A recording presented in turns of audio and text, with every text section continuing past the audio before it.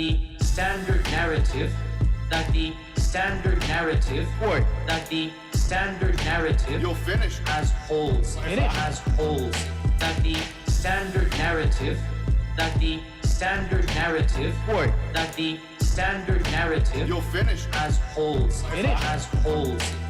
This is a topic that when you're the beginning student of knowledge, you're like, what is all of this going on? What is all of this going on here? When you go a little bit more, you learn to simply memorize what your teachers say and regurgitate it out. And you don't fully comprehend. When you do a deep dive is when things get very, very awkward.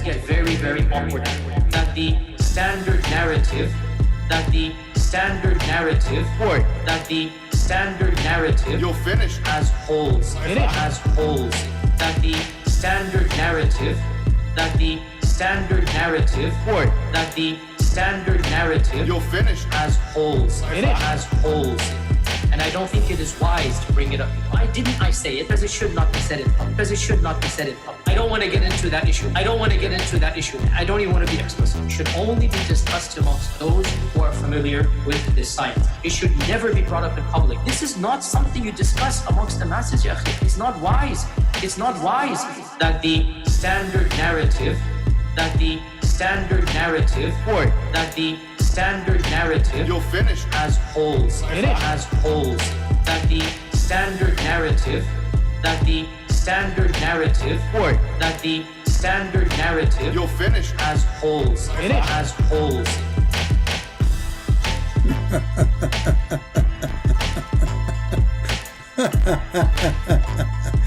Oh boy, I'm so happy to hear a standard narrative have holes. Peace of Christ to all of you. I hope you enjoyed this clip. You know, actually, I'm thinking why we call him even Yasir Qadhi. Why we don't call him from now on Mr. Holes in the narratives.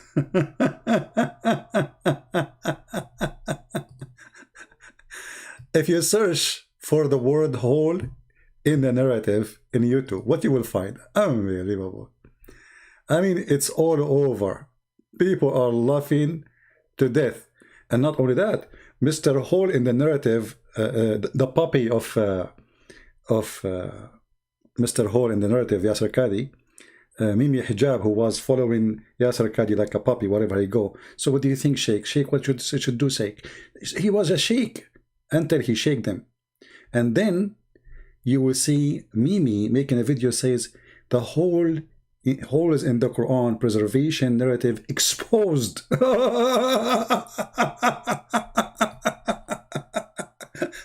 This is the guy remind me. He wanted to expose me. You know, so he claimed that he can debate me, and then we called him, and then he played my voice saying to a Muslim women, suckle me. And he make a video called it Christian sexual predator.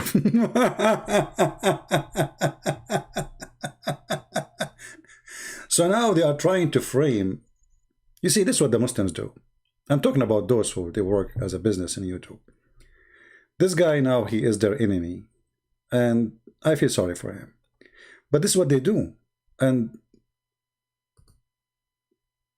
Yasir Qadhi is trying to frame David Wood, saying he is a person who speaks bad language, he is a bad person. And this is exactly what they do to everybody who speaks against Islam. If you remember this video here, a Muslim woman, she called me, and she started speaking dirty about Jesus.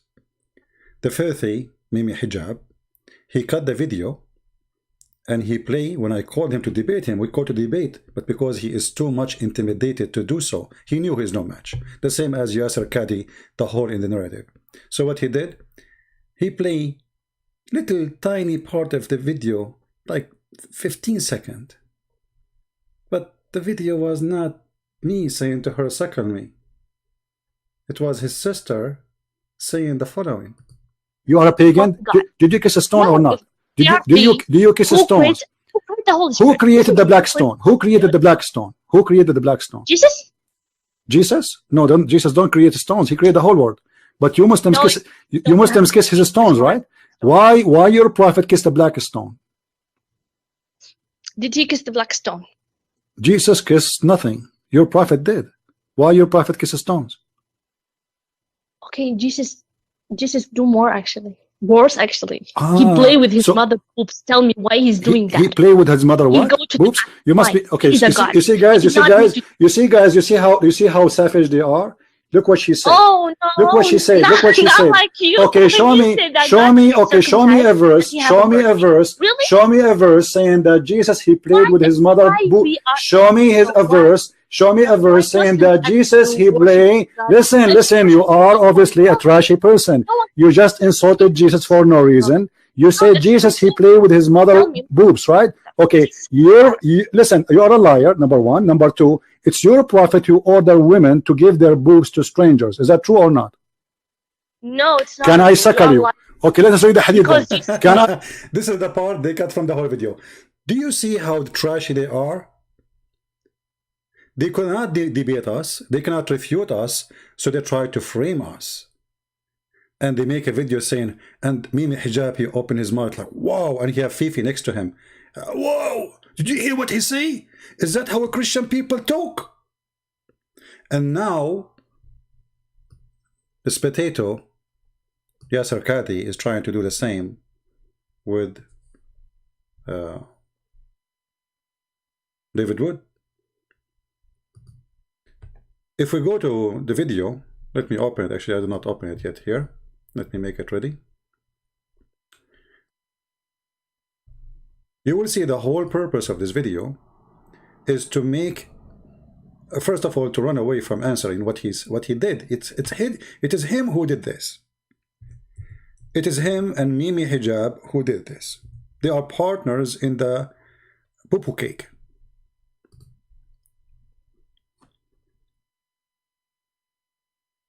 He cannot refute David. What? So what we will do? How we can refute him?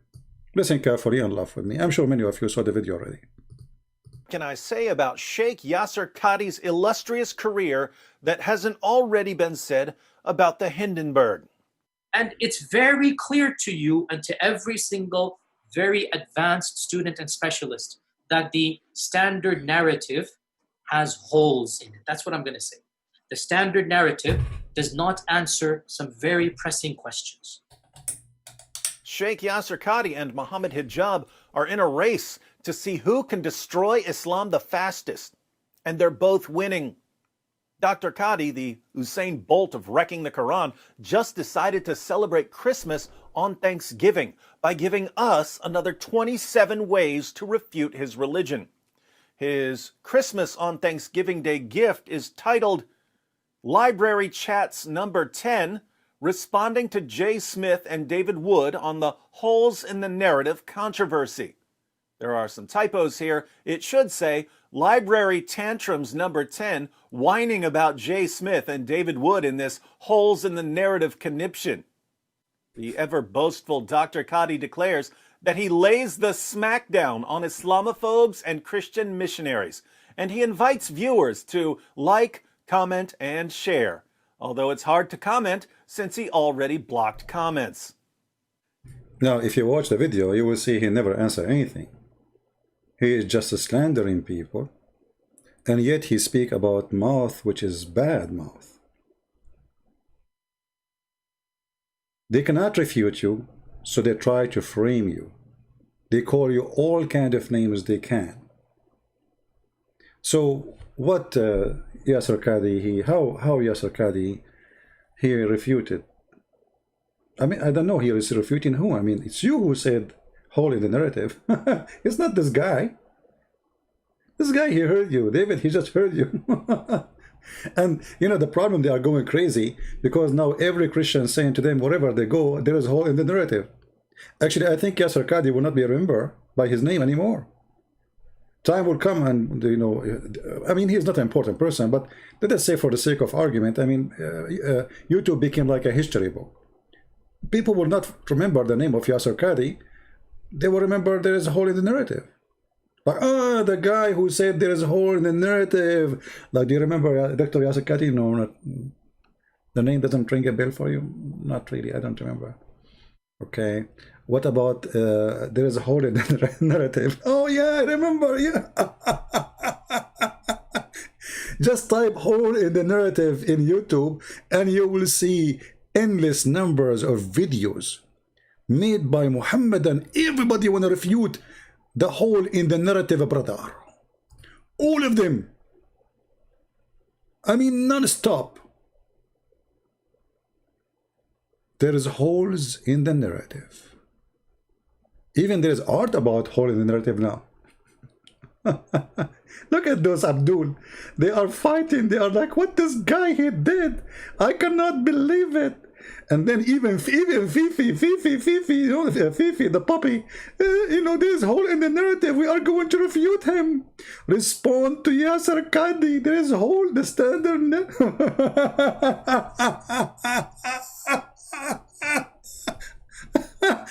You know, the funny, this guy, he was their master for the last 10 years, 15 years, and they were his puppy walking around him. Go watch Mimi Hijab walking in the car with Yasir Qadhi. He's asking a question. What do you think the Muslims should do in America? What do you think we Muslims should do in UK? What do you think about this sheikh? He called him always sheikh. Suddenly the sheikh is not a sheikh no more. The sheikh is a banana. And look at this guy, he thinking how he refute him. Have holes. You know, my friend, all of you have holes. Actually, your prophet used to leak, and we can show you the reference. He's a leaky prophet. And actually, Fifi, he is the one who leaked the email of Yasir Qadhi. This is why you cannot trust those people. You know, you see the Quran says, chapter 5, verse 51, take not Christians and Jews as friends. Well, nobody can take you as a friend anyway, because you Muslims, you all will betray each other. Who is the one who killed the caliphate? Muslims. Who is the one who killed the grandsons of Muhammad? Muslims. Who is the one who took army to kill Ali? Aisha. I mean, this is who you are. This is who you are. You have history of betrayal, the same, the followers the same as the prophet. Now, if we go back to the video about Yasir Qadhi, who is supposedly refuting David Wood, how he refuted him? Did he say anything? Did he answer anything? Listen carefully. Now, it is Thanksgiving, and as thankful as I am for Dr. Qadhi's generous gift, earlier today I deep-fried 2 turkeys, which my wife had injected with Creole spices. I ate half of one immediately, but I want to eat another half, so I'm just going to present one refutation in this video. But I'll have plenty of other refutations in the coming weeks, starting tomorrow. Today's refutation, in short, is that Dr. Qadhi has declared that we can completely dismiss his prophet and his religion due to the disgusting behavior of his prophet. We can simply look at Muhammad and proclaim, without ever examining the arguments of Muslim apologists, that this man cannot be a prophet of God. How did Dr. Qadhi relegate his prophet to the trash heap of history? Let's find out. In his response to my claims, Dr. Qadhi makes no attempt to actually refute anything I've ever said. Instead, he presents one long ad hominem. As for David Wood, I could not even bear an hour of his lectures. Forget about being an academic. I mean, obviously, it's very clear to anybody. Hold on, Mr. Academic. You see, I wish you can be academic for 1 second and tell us why you cannot even speak about anything without having a computer in front of you, and you are reading from the computer the information you are giving to your students. How much academic you are. But because simply you are a Google academic. You are a fraud. You are not academic. And you know, look, we expect someone who claimed to be having all those books in the back, that he did read those books. And he knew what in those books.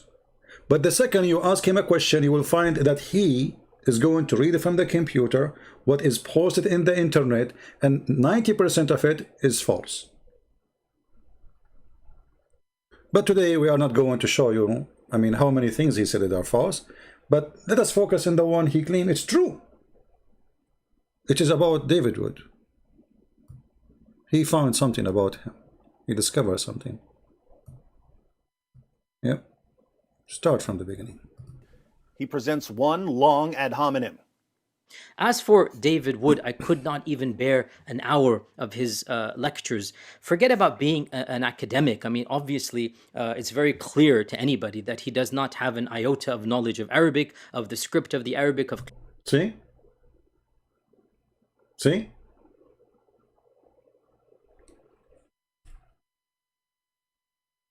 They don't know Arabic. That's why he don't dare even to mention my name.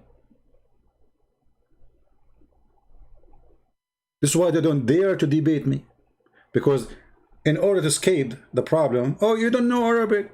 You don't know the science of Quran. You don't know the science of the Hadith. You do not know the science of Ahraf. Ahraf now is a science.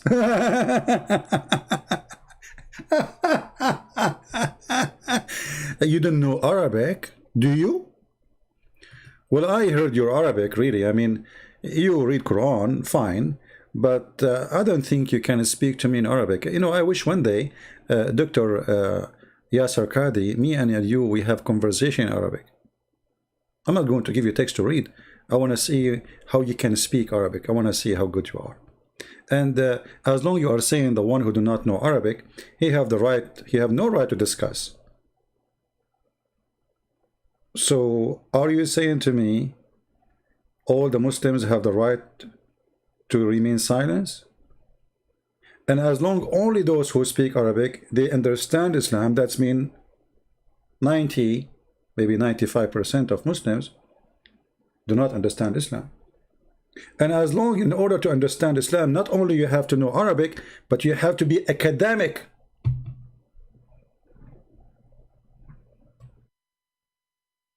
I want people to be listening carefully and focus on what he said. You do not know Arabic. You don't have a degree. I have a degree in Islamic academic, but my degree have nothing to do with my knowledge. Actually, in Islamic, you know, when you study in Islamic university, they teach you nothing. Muhammad is the best. Forget about the rest, you know, and all the garbage. You learn nothing in university. And this guy who got his PhD from Canada, how in the world you get a PhD from Canada that make you academic in Islam? The guy who gave you PhD himself, he do not know anything about Islam.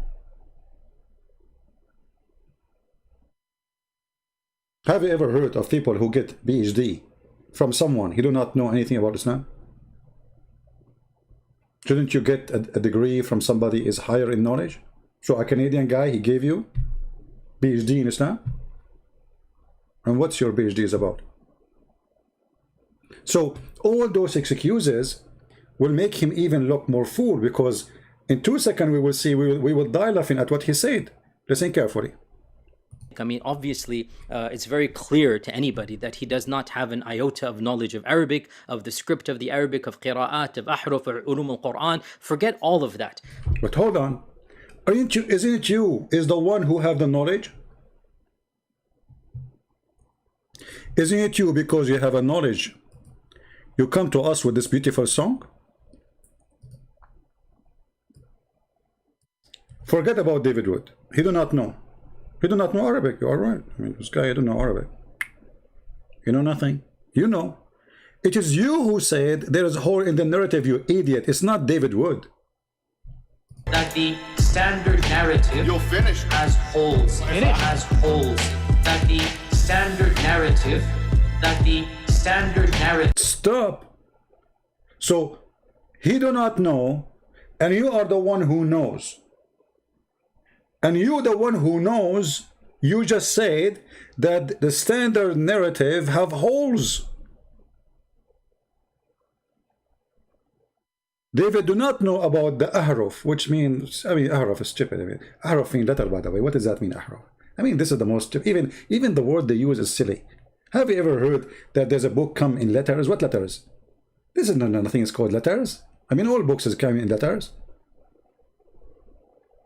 But because they are ashamed of the stupidity of their prophet, who is saying it clearly that, you know, Allah, he sent me those things in different way because he cannot recite the same verse twice in the same way. If we go to the hadith, and we will go back to the whole in the narrative, Mr. Holes. If we go in the hadith, you will find right away how hilarious Muhammad is.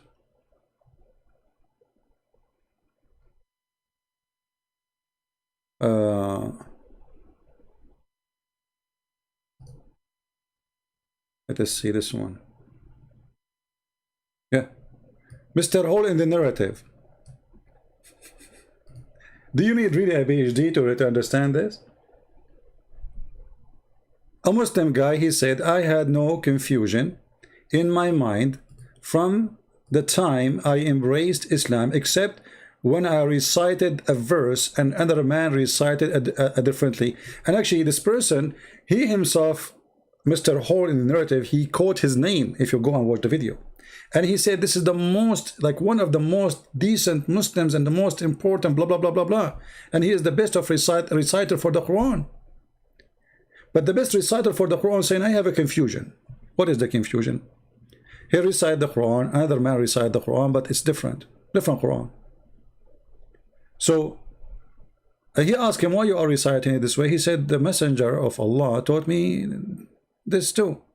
So I went to the Prophet and I said, oh Prophet of Allah, didn't you teach me the verse like this? And he recited the verse for him, or the verses. Muhammad, he said yes. The other guy, he said to him, oh Prophet of Allah, didn't you teach me the verse like this? He said yes. Then Muhammad, he said the following. Yes, then he continued saying, Jibreel and Mikael, those are two angels. They came to me, and Jibreel sat on my right and Mikael on my left. Jibreel, peace be upon him, said, recite the Quran with one way of recitation. Mikael, he said, teach him more, teach him more. And then he keeps saying that to him until Jibreel, he gave him 7 Quran. Now, this is neither PhD. Do you understand? You go to the hadith, you will see the one who is asking Allah is Muhammad. He asked Jibreel to go back to Allah. The story is different because Muhammad is a liar. He cannot, and remember, this is authentic. And the other one is authentic. Which one is authentic now? One saying that Mikael is the one who was asking for more Quran. The other one saying no, Muhammad was asking for more Quran to Jibreel, and Jibreel go back to Allah, and Allah gave him more Quran. But forget about all of this.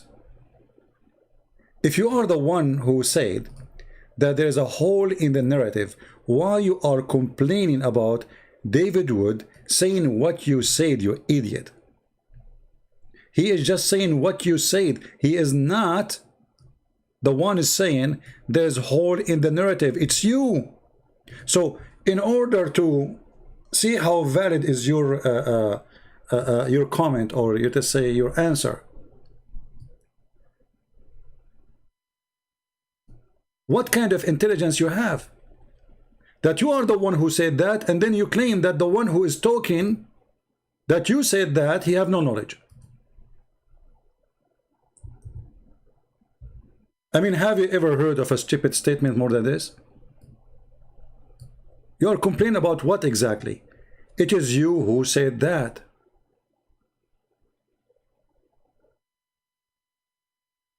So you are complaining about what?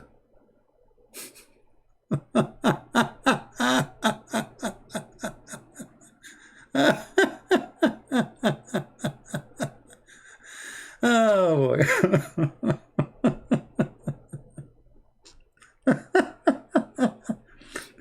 Look at this guy. This guy, I think this guy, he came once to my chat room. I forgot his name. I think his name, I don't know. I remember he came, and you know, there is a conversation. I don't know if it's him. Maybe. It was a long time ago. This potato is crying. I cannot believe it. I cannot believe it that he said that. I cannot believe it. How in the world you say that? You cannot do that to us. I converted to Islam because the Quran is preserved. Very crude.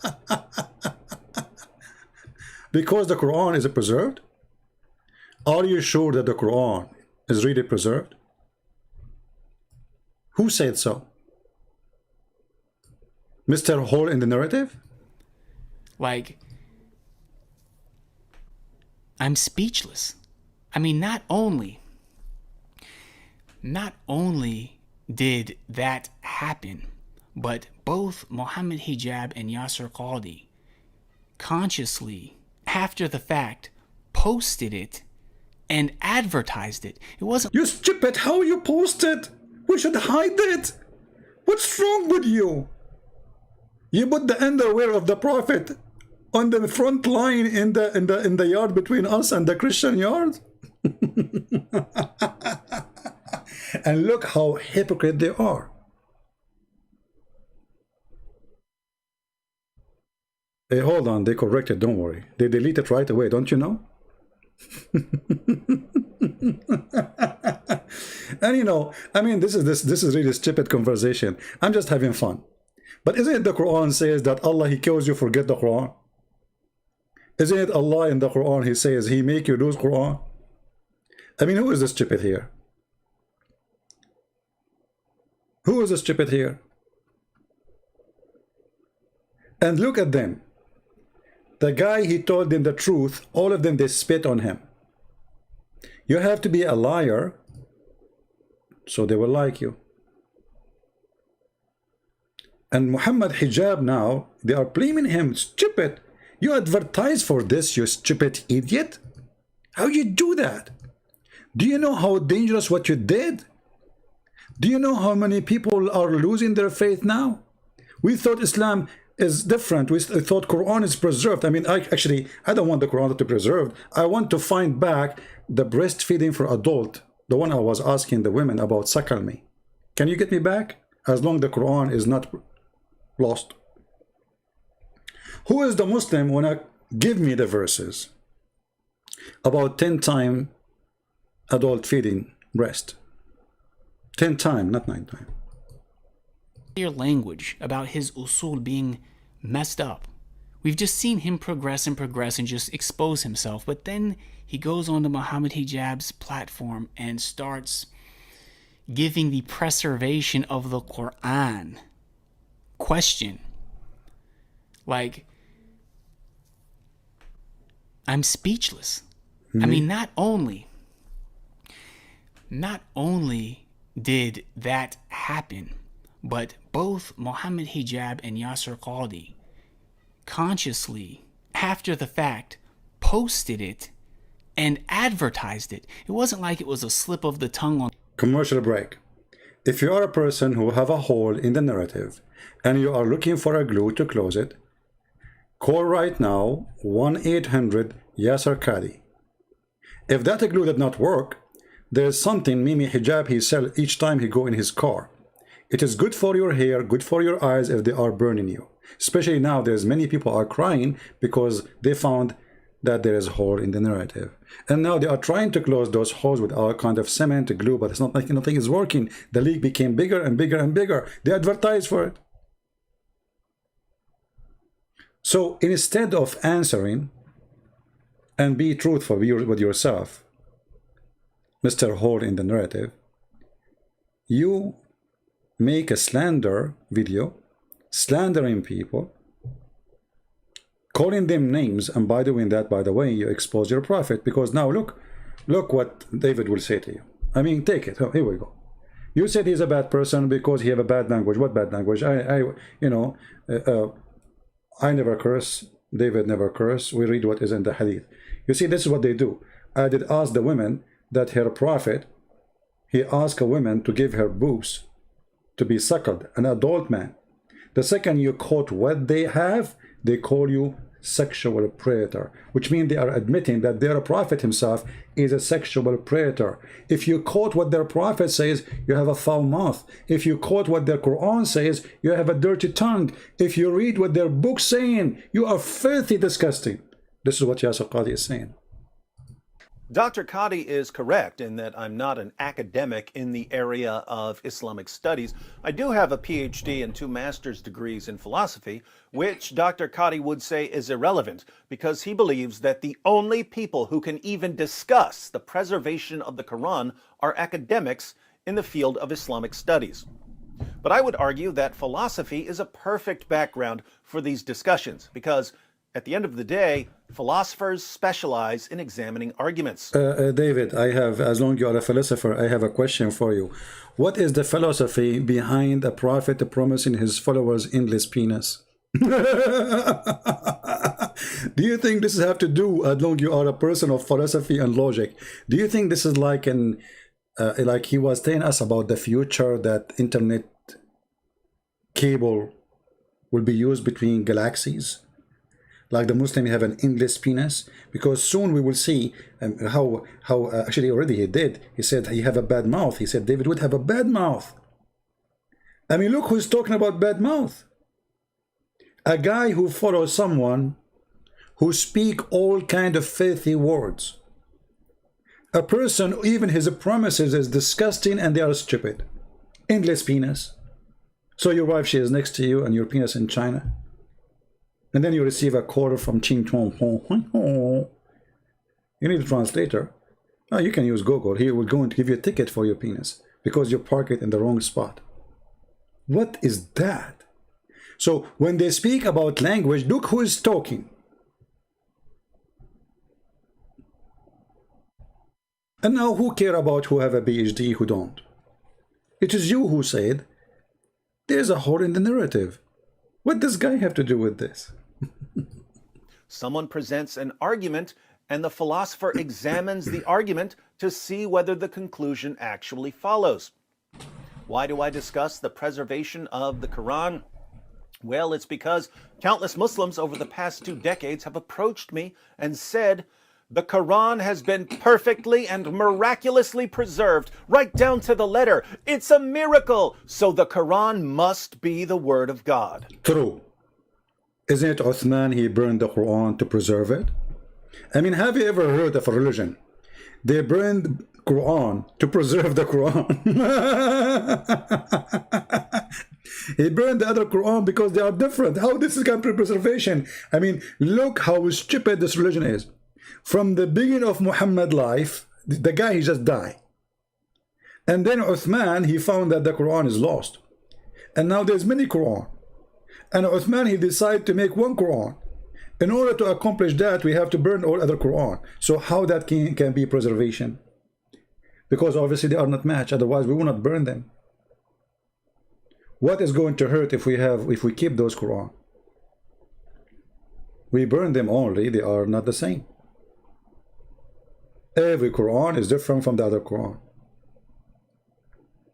And now, even after every Quran is different from other Quran and we burn the other Quran, even now we have a problem. It's called the hole in the narrative. Muhammad, he gave us 7 Quran, we cannot find them. That's an argument. According to Dr. Qadhi, when that argument is presented to me, I must remain silent.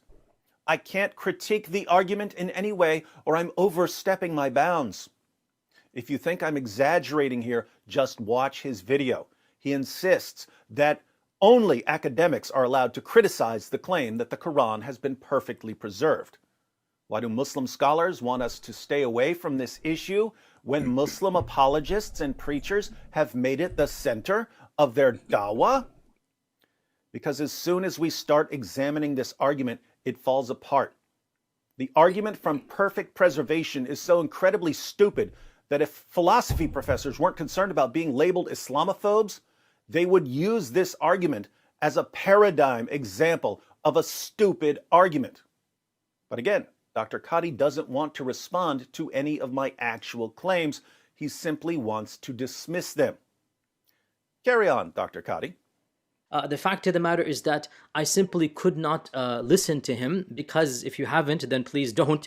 How does one put this? I mean, I have rarely come across somebody who is more vulgar, vile, foul-mouthed, noxious, repugnant, depraved. It's like it's like a dog. You let him out of the leash. I mean, this guy, he have a lot of anger. He cannot put it in Mimi. He cannot put it in Fifi, because he's a coward. So he want to put it in the Christian guy.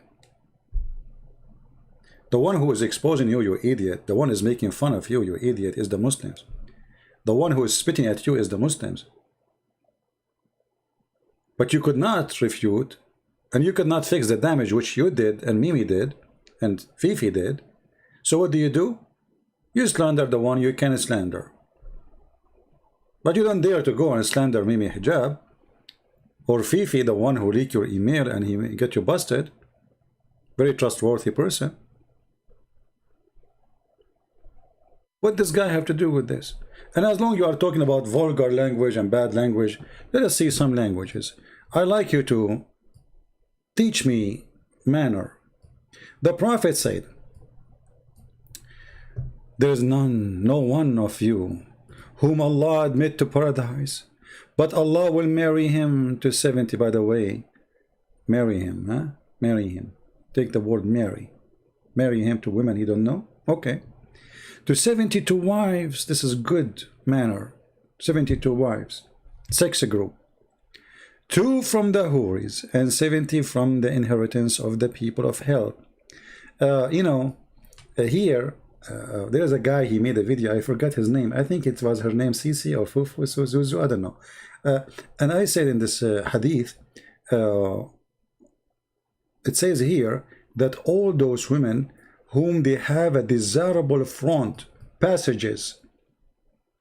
And I said, well, this is about their vagina and this is about their breast. The guy, he said, doesn't say that, CP. Okay, what is desirable front passages then? They are people of hell. They are bad.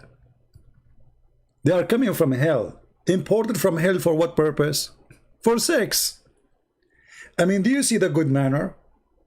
Even Allah will import prostitute hookers. This is why they are imported, because they are good looking and they are expert. And they have desirable front passages. And you know, when a Muslim, he speak about good manner and bad language, as long as we are talking about desirable front passages, what about your God is speaking about desirable boobs in the Quran? Is that the language of God? I remember the dad, he was speaking about the Song of Song, and then he found the name of Muhammad in the Song of Song, and suddenly the Song of Song became holy. But the Song of Song is a song of a man, he's a king.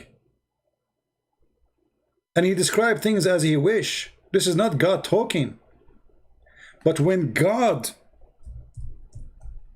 he speaks to us about what he will give us in heaven, and what he described for us is their breast. What we will say to such a God?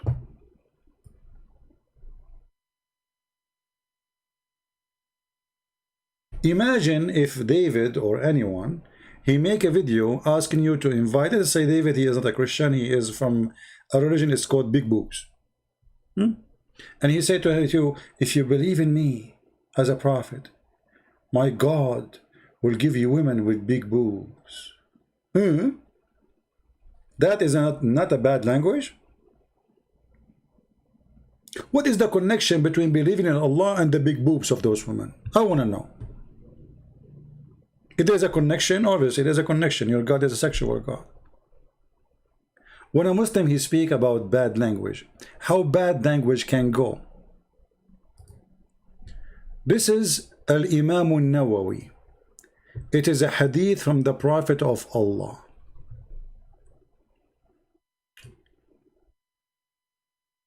Who he speak about sexual intercourse he did. I said this is a sexual intercourse with animals. Muhammad, he did. The Muslim, they say no, you are lying. I said let us read the commentary of the hadith. Shall we? This is the interpretation of the hadith by their biggest scholar, not like this guy who call himself Sheikh from Pakistan, who do not know anything about Islam. He's just a Google guy. If we read the interpretation, read carefully. This is not Christian Prince, this is not David Wood, this is not the whole of the narrative. This is as it is. The meaning of the hadith, that is necessity, that the necessity to wash what? Your private part, your penis, excuse my language. If you don't like, by the way, to hear this, just leave. Before we start reading, this is dirty, this is disgusting, just leave. If there's kids around you, get out. It's of the necessity to wash is not limited to when a semen is ejaculated. Rather it when it is when the penile head hashf, you know, the word in Arabic is hashf, the head of the male penis, i.e. the head of the penis, penetrate the vagina. This is in their book. And then they continue. Then it's necessity for the women, for the man and the women to wash. There's no disagreement on this today. Even though there was disagreement on this by some of the early companions and other later. However, an agreement was later reached, and this is what we have shown and presented previously. Now he continues. Read carefully, please. Read carefully the holy language of Islam, the holy books of Muhammad. Our companion have said that if the penile head has penetrated a woman anus, or a man anus, or an animal or animal's vagina, or it is anus. What? A woman anus, a man anus, animal vagina, or it is anus. Then it is necessity to wash, whether the one being penetrated is alive or dead. Necrophilia religion. That's why Muhammad himself, he slept with the woman, her name Fatima bint Asad, in her grave. Young or adult. You can read the rest. You can find this translation in Answering Islam website. This is the good language, and you're talking about foul language? We can show you endless numbers of filthy language. All your religion is filthy. You know, this guy actually, if you go to YouTube and type the word sex and Yasir Qadhi,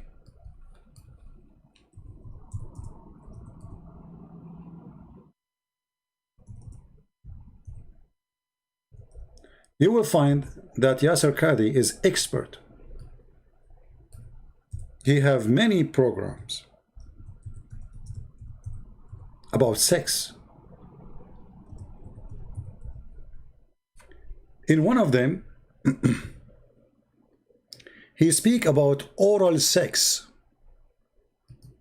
and he say it is bad. This is not from good people. This is disgusting. This is even the Chinese, the East, you know, they consider this will not be done between a wife and a husband. This is between like a hooker and a man. But then we find Muhammad is saying that a woman, she have to taste her husband honey.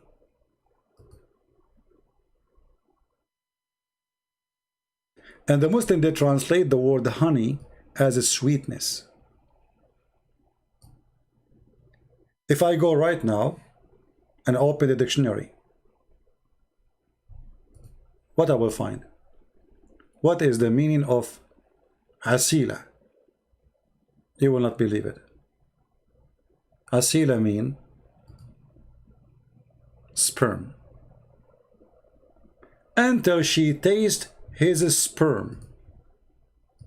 This is a prophet of God speaking about religion, saying to a woman she want to go back to her previous husband. The Quran says you cannot have back your previous husband unless you take off your panty, have sex with this guy, and not only that, you have to taste your juice. The Muslim, they say taste your juice here mean intercourse. What intercourse have to do with tasting the juice?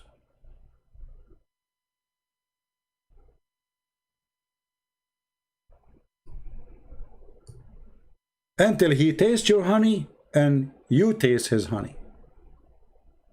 This is your translation. Let me open the dictionary so people, they can see. We are not picking things up. This is what the dictionary is saying. Let me find the dictionary first. The Muslim dictionary, we will not use our own.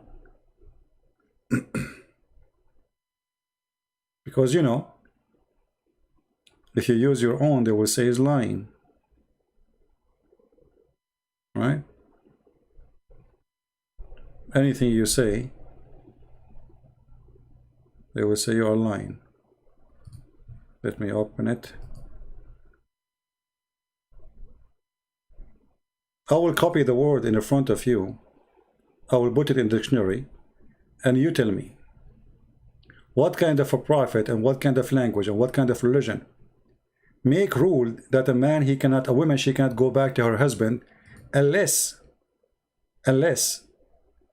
she sleep with a new guy. And this is in the Quran, by the way, not only in the Hadith. All right, we found the dictionary, but it's taking time to open. Let us see. I will put it for you on the screen.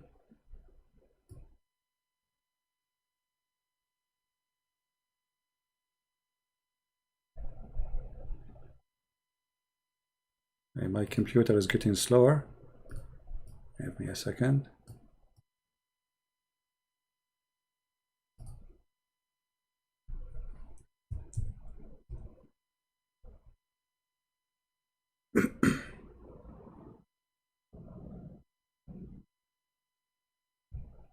It's taking a lot of time to load. All right, here we go. We have the dictionary. We will put the word there in the front of your eyes. Asila.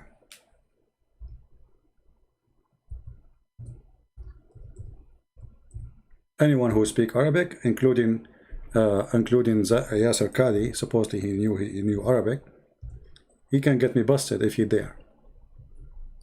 This is Asila. What Asila? Here it's coming as honey, as you see. You see Asila? But this is here the Sharia, Qanuniya, Al-Asila, orgasm. Do you see it? Orgasm. Until you taste his orgasm and he tastes your orgasm. A woman, she cannot go back to her husband until she tastes the orgasm of a new man, not the same husband.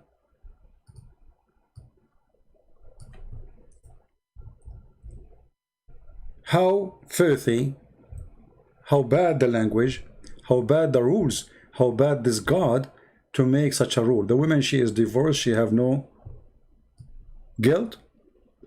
They idiot her husband because Muhammad, he made divorce so easy. So men, they divorce as they wish.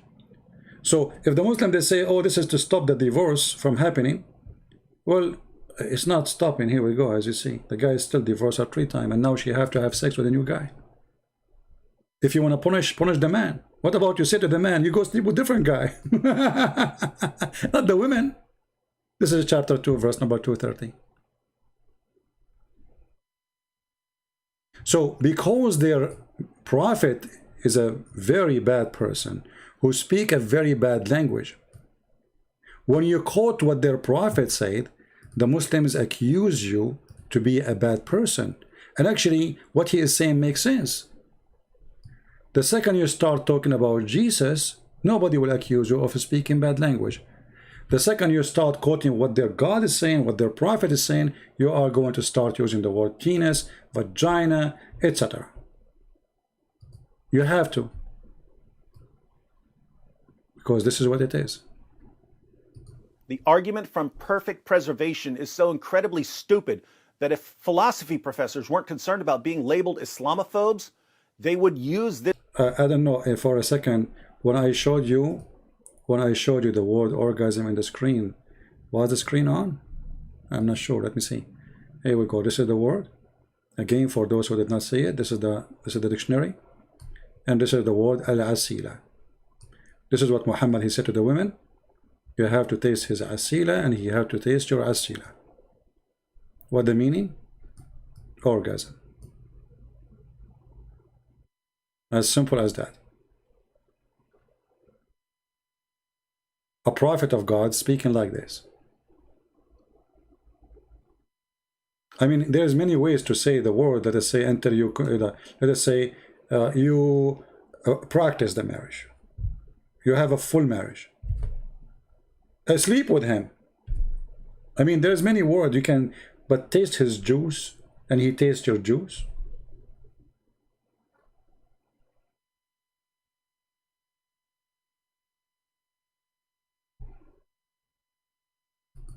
This is a prophet of God.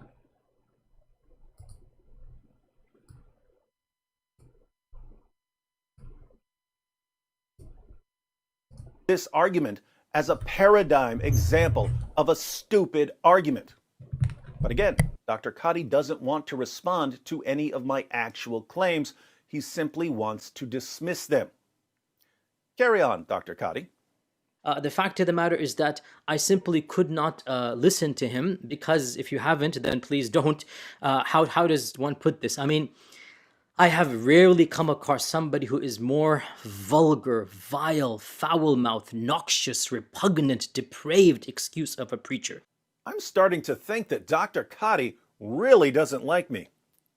No way. You're wrong, my friend.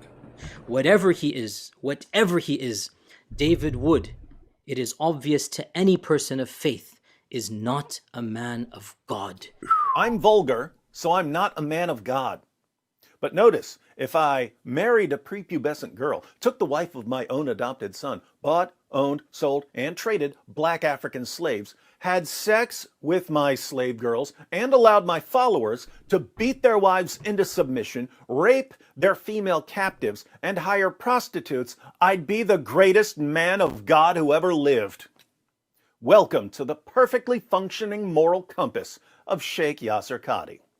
Nobody who has an iota of humility in front of his creator, nobody who wishes to claim to follow any prophet of God would ever be so vulgar as this particular individual.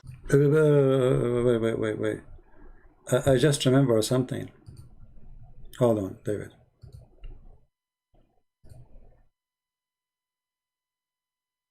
A challenge in the front of all the Muslims for this guy who speak about manner and languages to read this hadith live on air and translate as it is, not as we see in the English text.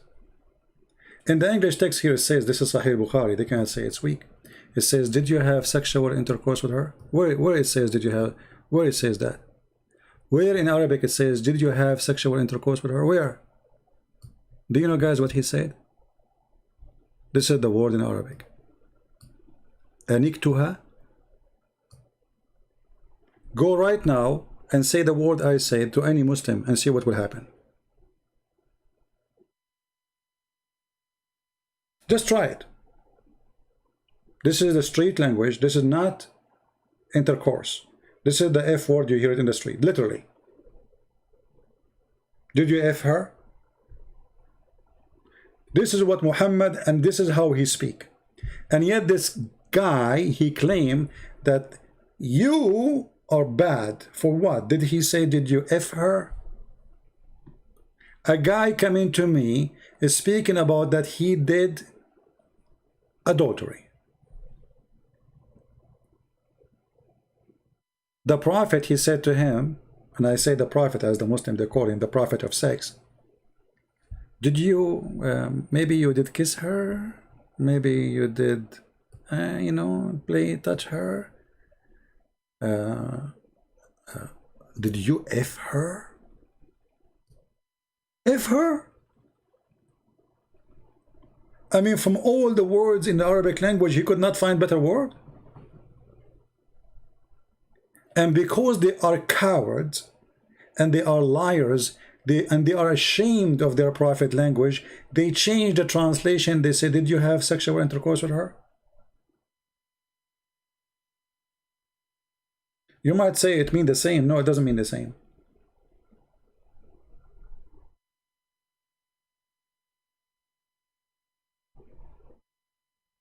This is a straight language, and this is a prophet of God.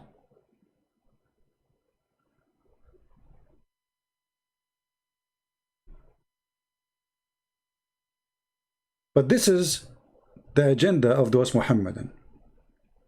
They cannot refute you. We are going to slander you. We will make lies about you. If you remember, Mimi, he posted a picture of David and his wife. She is between him and someone else, maybe her brother, I'm not sure. And he said, look, she is sitting between two men.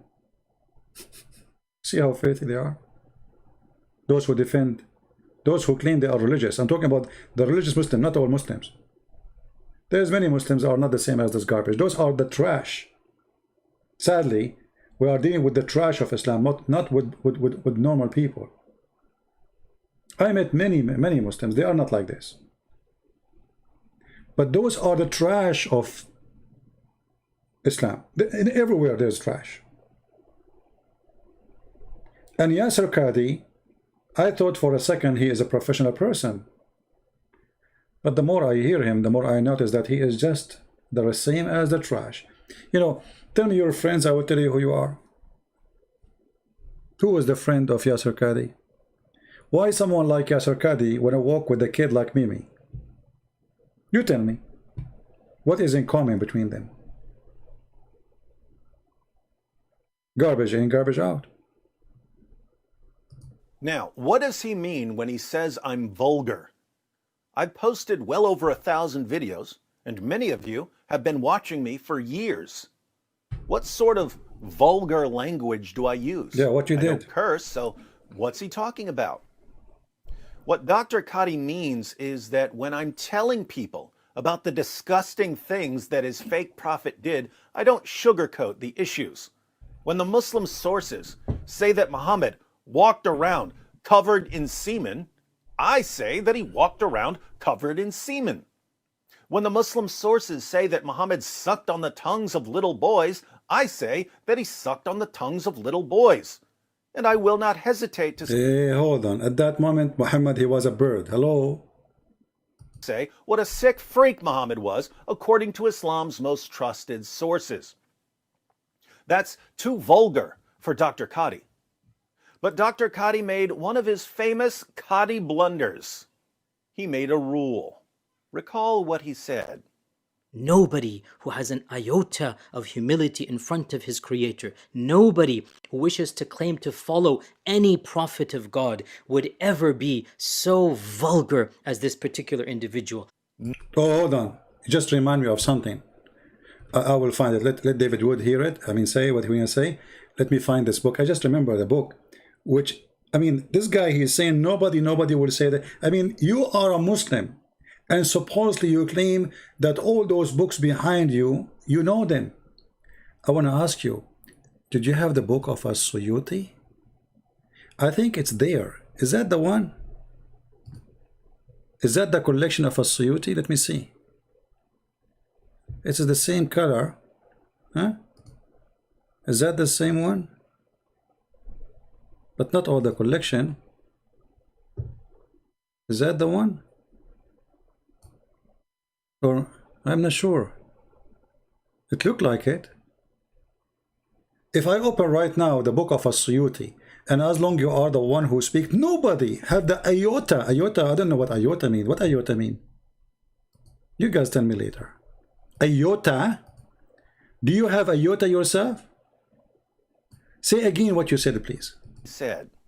Nobody who has an iota of humility in front of his Creator, nobody who wishes to claim to follow any prophet of God would ever be so vulgar as this particular individual. Oh, hold on. I like that. And I found the book.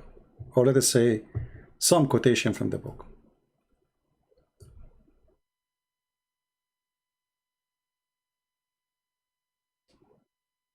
This is the book.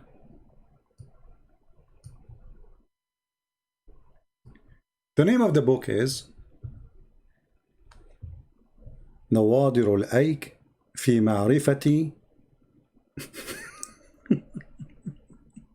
I cannot even say the word.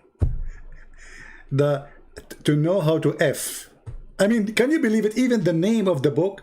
This is one of their highest scholars in Islam. His name, Al-Imam Al-Hafiz Jalaluddin Abdul Rahman ibn Abi Bakr al-Suyuti. If I read for you guys, you will vomit. Did you remember what this guy, he said, nobody have the iota? The guy saying, praise be to Allah. The one who made the breast of the women, sorry, the young women, oh sorry, he decorated the chest of the women by breast.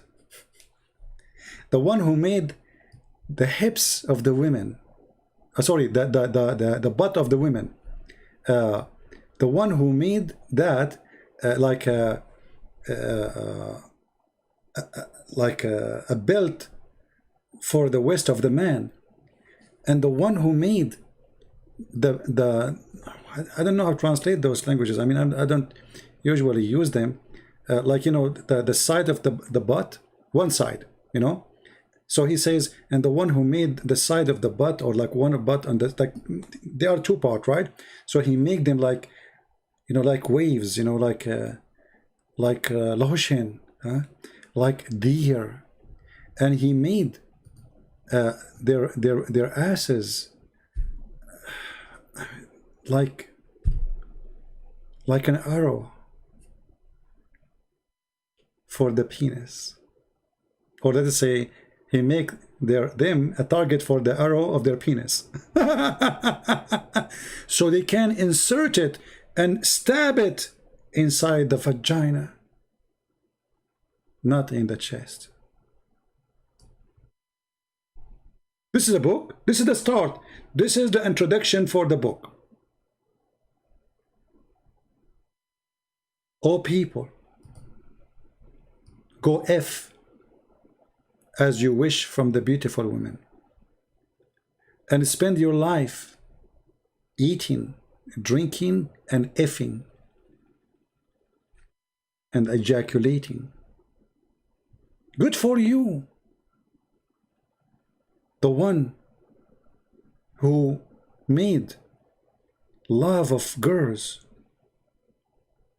more than love of boys.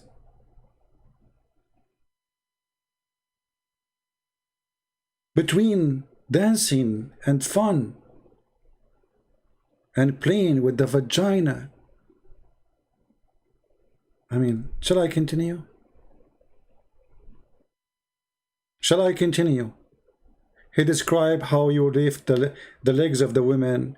He described how she put her legs around your neck. He described, I mean, I can just do this. I don't think Google can translate, you know, perfectly, but we can try.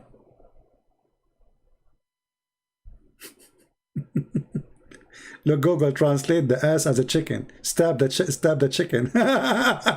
He made the ur here is penises, like a spear, to stab their vagina and their asses. This is the book of God.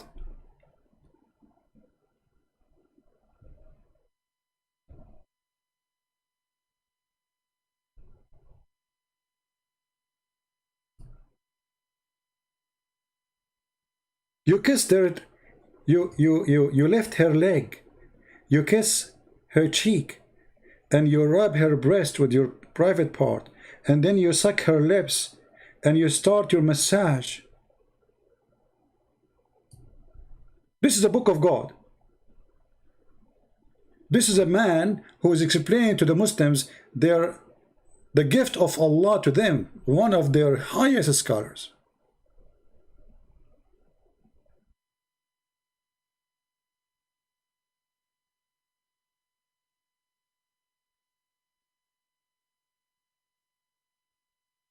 Look at this.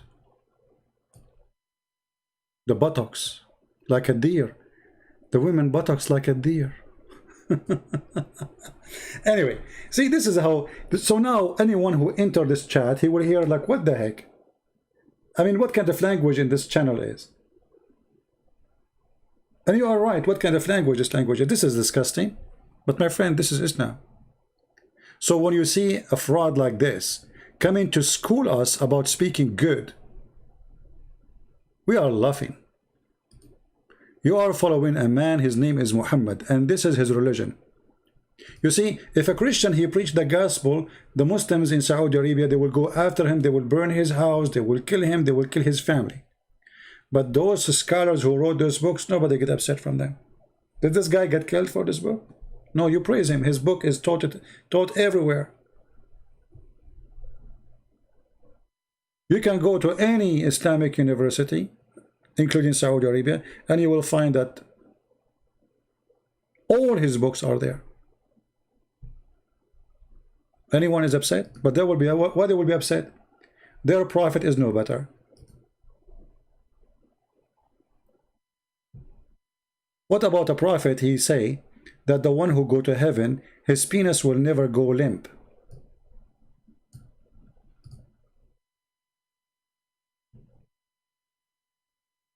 His penis will never go limp. What about a prophet? He says when you F a woman in the heaven, you will do dahman dahman. I cannot explain to you dahman dahman, but to make it, I will make the sound of it, hitting two hands together. This is dahman dahman. And yet, those people, they are going to school us about manner. Or what about a God who described to us the vagina of the women in the heaven? That her vagina never been used. And no genie, neither man, did. I'm not going to use the F word, but this is what it says.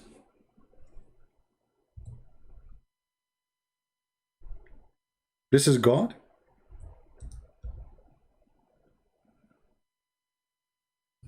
Which language is that language? Which God is the God who used such a language? And what the promise, this promise is?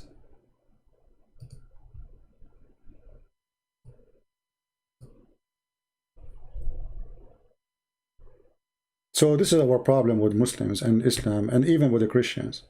Because we quote a filthy cult, it's called Islam, people, they get upset from us.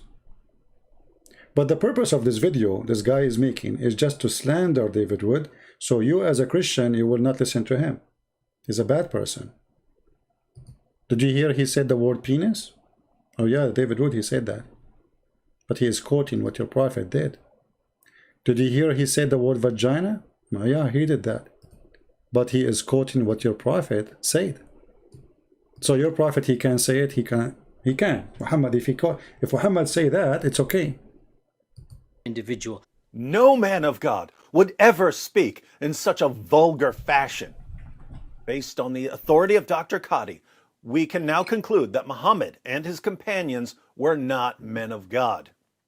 Dr. Qadhi is aware of the hadiths where Muhammad ordered his followers to tell certain people to go and bite their fathers' penises. There's a good discussion of this on the Muslim website, Islam Q&A. I'll link to the article in the description box. It was narrated from Ubay ibn Ka'b that a man boasted in an ignorant manner of his tribal lineage, so he told him to bite his father's male member, and he did not use a metaphor. The people looked askance at him, so he said to the people, I can see what you are thinking, and I can only say this, that the messenger of Allah, yada yada yada, instructed us, if you hear someone boasting in an ignorant manner of his tribal lineage, then tell him to bite his father's male member and do not use a metaphor. Now, can you imagine Dr. Qadhi's reaction if he started telling us about Muhammad and we responded, if you like Muhammad so much, why don't you go and bite his penis? How would he react? These men cannot be from God. They're disgusting, they're filthy, they're depraved, they're degenerates. But Ubay ibn Ka'b told people to go bite their fathers' penises because Muhammad ordered him to use this vulgar language. Dr. Qadhi's response? You know, when Muhammad, he said, A'idduhu bihinni abi, he's not only saying, go and tell him to bite his father's penis. That's not really what it just means. Because you have to go beyond the statement.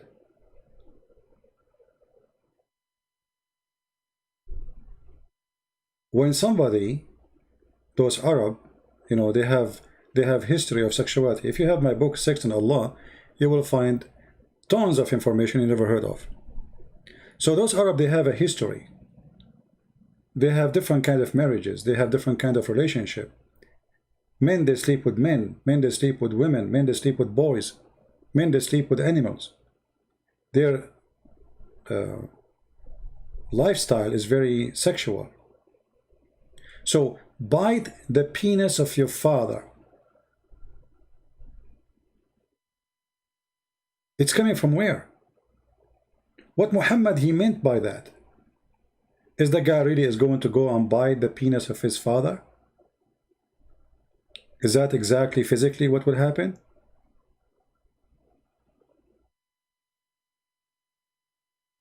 Some they say that when someone wanna, let us say,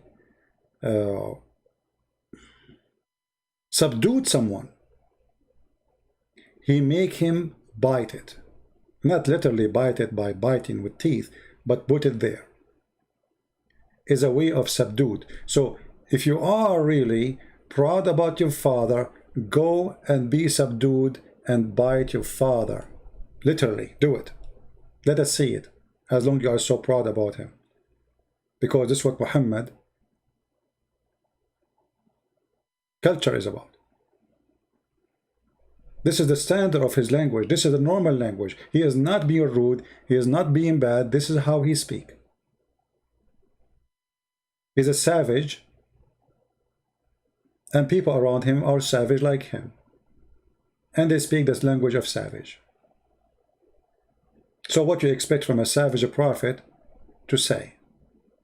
You see, while Jesus was saying, the one who cursed you, forgive him, the guy, he did nothing. He just said, I am proud about my family. What's wrong with that? No, for Muhammad, you cannot be proud about your family unless they are Muslims.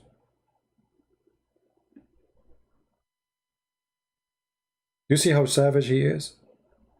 Your family have no value because they are not Muslims.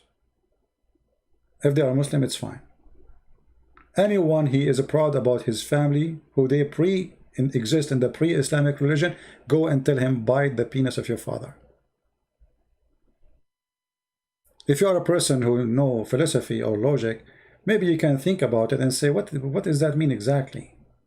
What is the purpose of saying to a man, go and bite the penis of your father?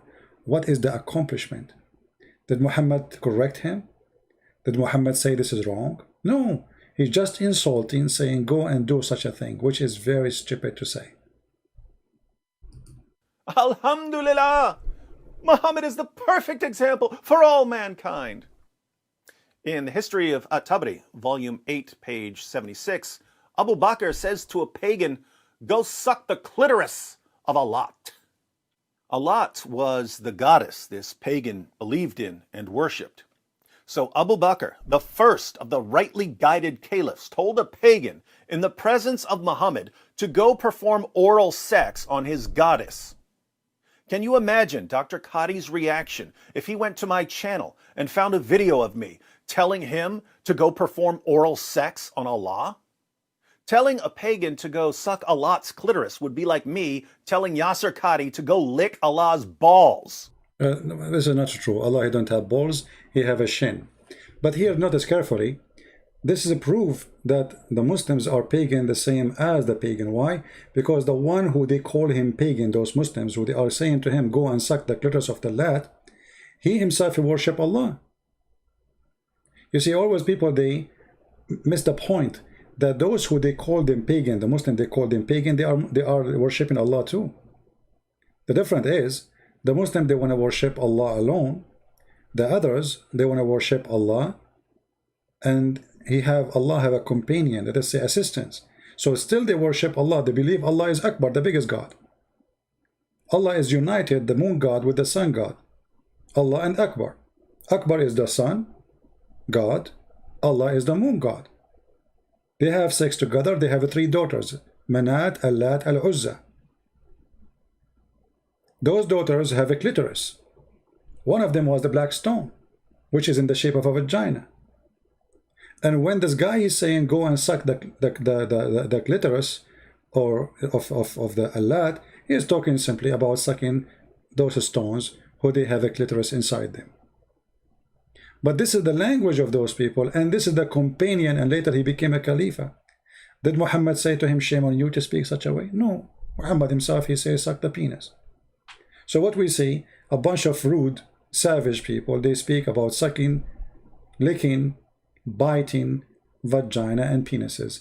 And yet, the second you caught them, they will call you names. They say you are filthy. What would he say about me? He's a vulgar, obscene, evil jerk. I mean, honestly, there's nothing else to be said.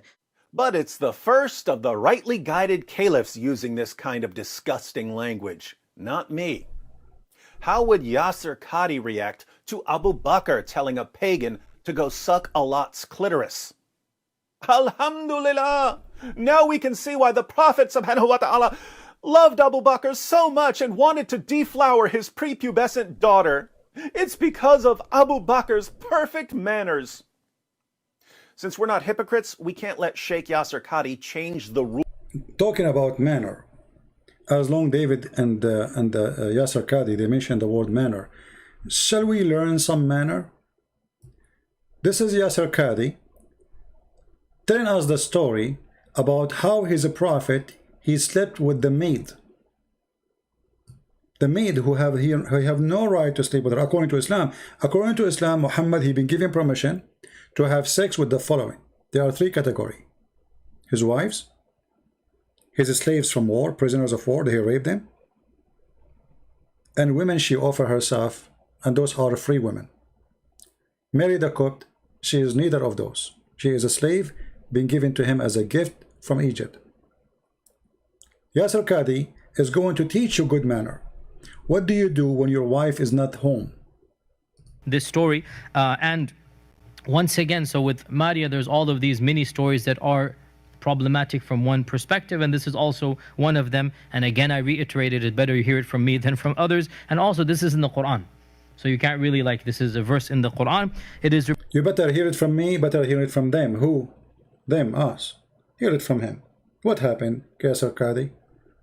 There's a hole in the prophet. There's a hole in the manner. The wife is not home. What the prophet he do?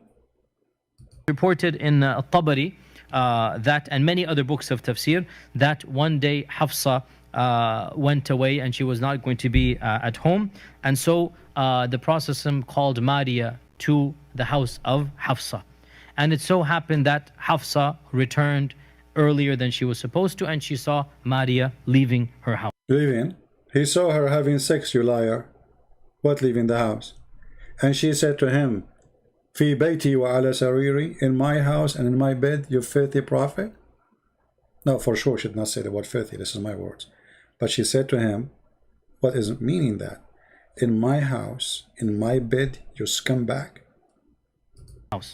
So she became extremely enraged, and she became irritated with the Prophet ﷺ, and she said that, Ya Rasulullah, is that how much, how do I translate this, respect you have for me, or is that what you think of me, in my house and on my day? In my house, in my day, in my bed. Why you are not quoting correctly? In my bed. Imagine, guys, the manner, those who speak about foul language, bad language, what kind of manner a prophet of God, he called the maid, he noticed that the wife is not home. He called the maid, he said, hey, go to the bedroom, take off your clothes. The wife, she come back. She find him doing boom boom. She scream at him. In my house, in my bed, you filthy idiot coward. And what Muhammad he did? He promised her to make her father caliphate. And he told her, keep what happened between us, okay? Just keep it between us. We don't want people to know, okay? Why? Because it's a shameful thing. He's a fraud. And so the Prophet ﷺ continued to placate her and calm her down, and she basically was very emotional, and until eventually she made the Prophet ﷺ promise to never ever see Maria again. And the Prophet ﷺ said, I have made her haram for myself. Yeah, because he's afraid from her family. He need them. He's afraid, the coward.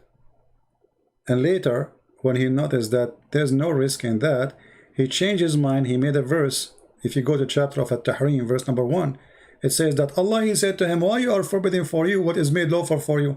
Show me the verse in the Quran. It says made lawful for Muhammad to have sex with a maid. Nowhere. The Quran says you can have sex with your wife, with prisoner of war, or a woman she offer herself to the Prophet. Slave who is a maid, you cannot have sex with her. But because Muhammad, he is God, he make verses as he wish. And now you will see, I don't know if you will say that or not, he convinced her not to tell anyone. Keep it between us. Okay, khalas, I give up. Basically, Maria is haram for me. I will never see Maria. I swear to Allah, by Allah, I'm never going to see Maria again. And did he say, I swear by Allah? So a prophet of God, he swear by Allah, he will not see Maria again, and then he came and he slept with her again. Do you see how decent he is? He swear by Allah, he will never have sex with her again. Not to see her. Sex, what see her? I mean, they don't even have decency to say things as it is. Are you ashamed to say to have sex with her? You just said that. And then he told the women, his wife, don't tell anyone, okay? Keep it between us. he told Hafsa, he made Hafsa basically keep this between the two of them, and he said, do not tell Aisha. He's afraid that Aisha, she will find out that he is a fraud having sex with the maid too. I mean, this is how savage, this is how trashy this man is. And you are talking about David for his quoting your prophet? Go, David. Rules whenever it's convenient for his religion. According to Sheikh Yasir Qadhi, anyone who uses the sort of language I use cannot be a man of God. But Muhammad and his... Hey, David, do you have a maid at home? I don't know. Do you have a maid? I know you are not rich, but maybe you should think about having a maid. And then you can sleep with the maid. And then Yasir Qadhi will speak about your good manner. You're a good guy. You sleep with the maid. What's wrong with that? Like, hello? Learn the good manner of the good prophet. David, I'm so upset from you. companions used language that's far more disgusting than anything I would say. Hence, Muhammad and his companions were not men of God. I don't make the rules, I just enforce them. But Dr. Qadhi isn't done. He's going to lecture us about Jesus and Christianity, which is odd because Dr. Qadhi only allows academics in the field of... Let us stop here. I think we have enough. But I want the Christians from now on not to call Yasir Qadhi by his name. He have a new name. It's called Holes in the Narrative. Mr. Holes? That the standard narrative, that the standard narrative, Boy. that the standard narrative You'll finish. has holes in it, has holes. That the standard narrative, that the standard narrative, Boy. that the standard narrative You'll finish. has holes in it, has holes. This is a topic that when you're the beginning student of knowledge, you're like, what is all of this going on? What is all of this going on here? When you go a little bit more, you learn to simply memorize what your teachers say and regurgitate it out. And you don't fully comprehend. When you do a deep dive is when things get very, very awkward, get very, very... When you go deep dive, this is when things go really awkward. That is the truth. When you do deep dive, you will see the sewage. Islam is like a grave covered by white marble, or they try to cover it by white marble. But inside the grave is a grave. It is dark. It is a grave. The smell of death. So I say to the Muslims, your slander will not work. First of all, neither any of us claim to be, we don't claim to be angels or claim to be a priest. David Wood is not a priest. I'm not a priest. He's not a bishop. We are just normal people like everybody. And the language we use have nothing to do with the Christianity. We use it because we are reading your books. Everything I said today is written in your book. Otherwise, we don't use such a language. So they cannot refute us, they cannot answer us, they cannot make a response for what they say. They are the one who said there's a hole in the narrative. And now obviously there's a hole in their brain, they are bleeding. And they cannot stop the bleeding. Thank you very much for watching. Don't forget to download the video as soon as it is ready to download, because I don't keep those videos for long in my page. Maybe in 2 or 3 hours from now we will take it down. But you can always search for the same title. People, they download it, they post it in their pages, so you can see it and you can watch it again, and you can take all the reference we mentioned.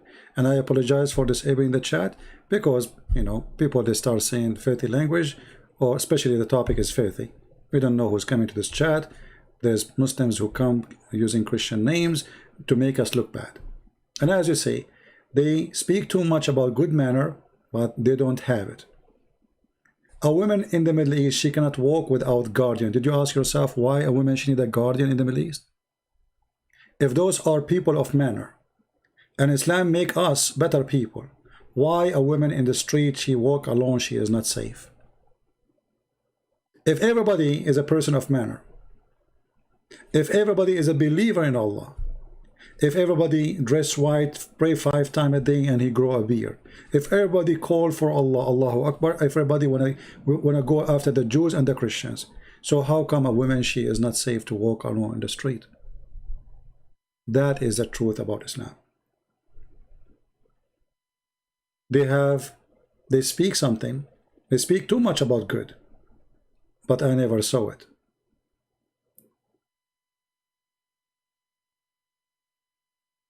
Even this guy, he mentioned that Jesus said that from their fruit you shall know them. Well, how stupid you are even to speak about that. You just showed us the fruit of your prophet sleeping with his maid. Is that the fruit of a prophet of God? When David, he commits sin in the Bible, God, he condemned David, and David asked God for forgiveness. If you go to 2 Samuel. In Islam, God, he praised Muhammad, even his name is the praised one. For what? Sleeping with the servant, cheating in his wives, flirting with his own son, wife, when the husband is not there, and God knows what else. Thank you very much for watching.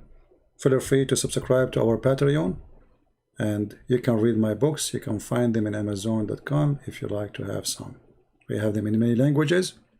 Until we see you soon again, Christ is Lord, Islam is false, and yes, there is a hole in the narratives. Standard narrative that the standard narrative that the standard narrative You'll finish. has holes in it, has holes, that the standard narrative that the standard narrative that the standard narrative You'll finish. has holes in it, has holes. This is a topic